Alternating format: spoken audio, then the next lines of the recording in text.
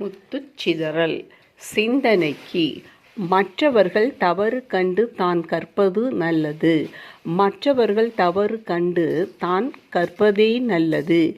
இவ்வுலகில் வாழ்க்கை பாடம் என்று ஒன்று உள்ளது. அதென்னவென்றால், நாம் இளம் பிராயத்திலிருந்து வளரும்போது எத்தனையோ சம்பவங்களை நாம் சந்திக்க நேரிடுகிறது. அதில் வாழ்ந்தும் கொண்டிருக்கிறோம். இதில் நமக்கு எவ்வளவு அனுபவம் இருக்கிறது. இதுதான் வாழ்க்கை பாடம். அவ்வாறிருக்க நாம் மற்றவர்களையும் காண்கிறோம்.